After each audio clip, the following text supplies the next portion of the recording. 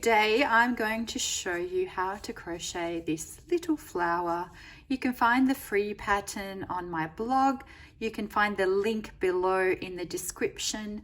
Don't forget to use the closed caption subtitles, really handy if you can't understand me. And I think we're going to get started. So here's the flower. What we need to make the flower, we've got 2.5mm crochet hook. If you use double DK cotton, which is a bit thicker, you could use a 3mm crochet hook, but in this case I'm using fingering weight, or in this case hobby 8-4, or in Australia 4-ply cotton. You can use up all your scraps. Look, I happen to have this ball here, but really you could use any scraps. I'm just going to use scraps for the center section that we're going to start very soon. And of course we always need our trusty scissors. These are pretty cute ones. Put them over there. And here's my little tip for the day. How I don't lose my tapestry needle is I always stick it into here, because I find I lose it all the time if I don't do that. Anyway, moving right along, we're going to start with this center circle of the pattern. Can't speak today. So what we're going to do is we're going to start with a magic circle first of all. Now, I always sort of follow my nose with a magic circle, but I'll show you how to do it. There are separate videos devoted to magic circles, which if you really can't understand my method, give it a go. Alternatively, instead of a magic circle, you could do 4 chain and do a slip stitch to make a circle. But in this case, look at my tiny piece of yarn here. Please use up your scraps. This is a really good stash buster. You can make lots of flowers. And let's have a look at how I make a magic circle. Put your yarn over there and wind it around, and then you basically pull a loop through. Actually, what's going on? You make a circle and you pull a loop through, and when I have to think about it,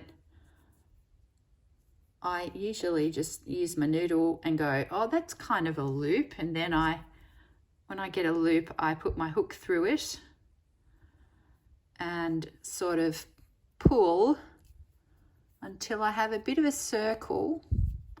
And as long as it can kind of pull in, you know you've done the right thing. So my very unscientific, badly explained way of doing a magic circle. So what we're going to do first of all, we've got our first kind of stitch there. We're going to chain 3, 1, 2, 3. That counts as 1 double crochet, and we're going to have 24 double crochet in this ring. So now I'm going to do the other 23 double crochet into this very loose magic circle. So what I like to do normally is do the first couple of stitches kind of slowly, and then what I'll do is I'll pull it a little tighter. So we've got the first chain 3 and then a few more, and then I'll pull it in a bit. So I've done 3, I've got 20 to go. I'm going to pull my magic circle a little tighter here. See how that pulls a bit smaller? And I do need it fairly large because I've still got 20 more double crochet to work into there. So 20 more double crochet, and then at the end we're going to slip stitch into the first chain 3, and it'll be the 3rd chain. So I'm going to pause this video until I've got 24 and show you how to tighten this circle, and then we'll join and we've done the first round. Right, so I've finished 23 double crochet, and now we're going to join this round 1. So you can see the first chain 3 there. We're going to slip stitch actually right into the top there. If you put it through the big hole, you'll get a big gap. So if we slip stitch and then we're actually going to fasten off this round because we're going to change color. So we'll fasten off, and then we need to pull that circle tight to make it look a lot better than it does now, because it looks really sloppy. So if you've done the magic ring correctly, you will pull and miraculously will get a much neater little circle. Now there's a lot of double crochets around in this circle, so you have to pull it quite tight, and then you should get that quite perfect looking look there.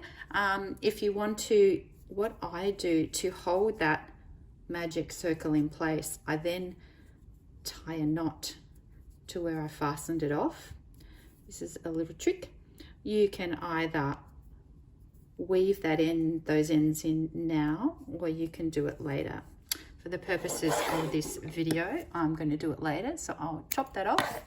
And then we're going to start with our main color here, our second color. Now, as I said, you can find the written pattern on my blog if you want to. Now, learning a lot of things today. So you've done a magic ring. Now we're going to do what's called a standing double crochet.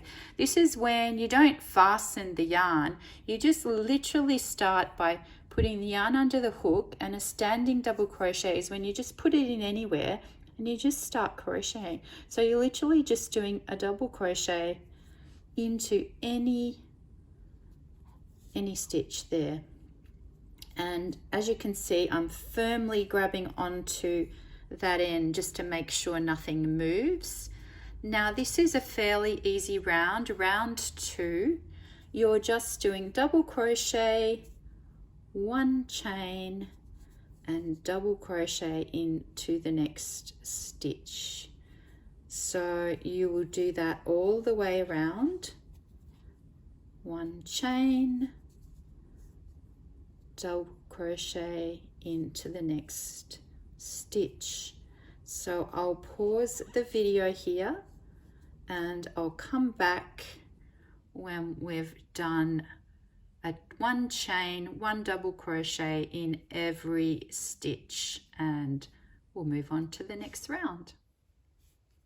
And here we are, we've completed our 23 double crochet, and we're going to do a slip stitch in the first one to make 24 gaps there, and you've got a double crochet and a chain in between each. Okay, so that is that row. Now that's the end of round 2. We're going to move on to round 3 in a minute. So we're going to start round 3 by doing a chain 1, and then you're going to do a single crochet back into the sort of the first stitch there. We're going to be making the petals. So after that initial single crochet, you're going to do what's going to be repeated 8 times, which is 11 chain. 1, 2, 3, 4, 5, 6, 7, 8, 9, 10, 11. So we're making that big petal, and then we're going to do 3 single crochet into the next 3 double crochets. So we're kind of missing those chains in between, and just single crochet, and then into the next one, single crochet, and then into the next one. So you're going to do 8 petals like this, and the reason we're doing 3 single crochet here is so you've got space. You can see here space to do the double crochet on the petals in the last row. Okay, so we'll continue with 11 chain. 1, 2, 3, 4, 5, 6, 7, 8, 9, 10, 11, and then 3 single crochet into the next 3 double crochet. So 11 chain, 3 single crochet into the next 3 double crochet. You continue going around like that until you have 8 of these petals, and I'll pause the video now and meet you at that point. Okay, so I've finished these 8 petals. Now, I don't know if I mentioned, it's always so important to count everything, every time. So 1, 2, 3, 4, 5, 6, 7, 8 petals. Yes, that's what we want. We're nearly at the end of this super easy flower. Then you're just going to put your hook into that first single crochet and do a slip stitch to join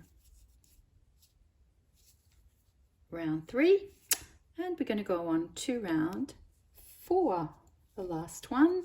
This is fairly easy. So now we're just going to make these petals, and you can see here what we've got on either side of the flower: 8 double crochet, chain 1, 8 double crochet, and then attach it to that middle stitch there and just continue all the way around. So let's do one together.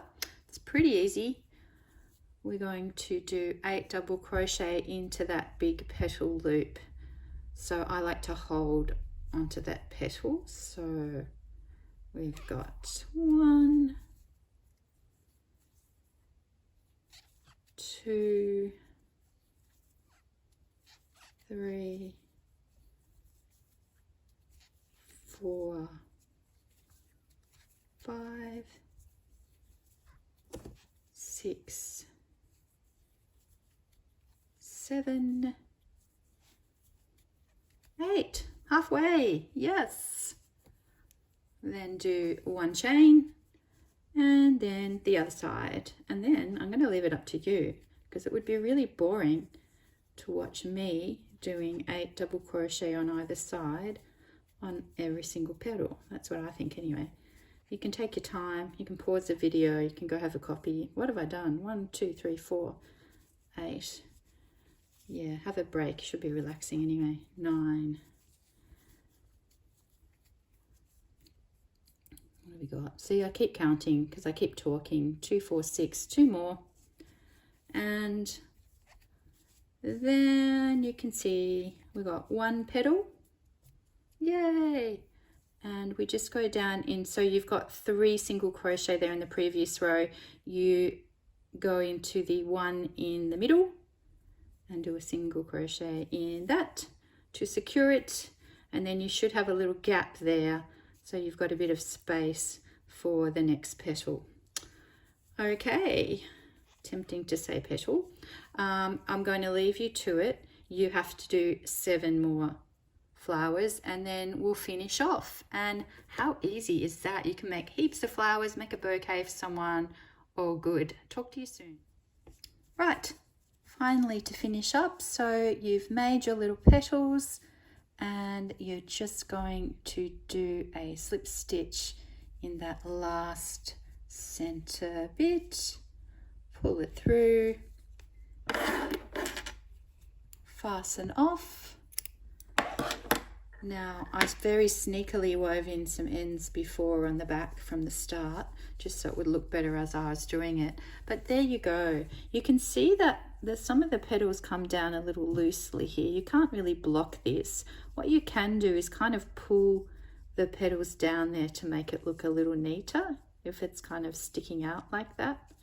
But all you really need to do now is sew in the ends. You can make a bouquet, you can make a garland, you can yarn bomb, you can decorate things. Hope you enjoyed this little flower and look forward to seeing you next time. Thanks so much. Bye.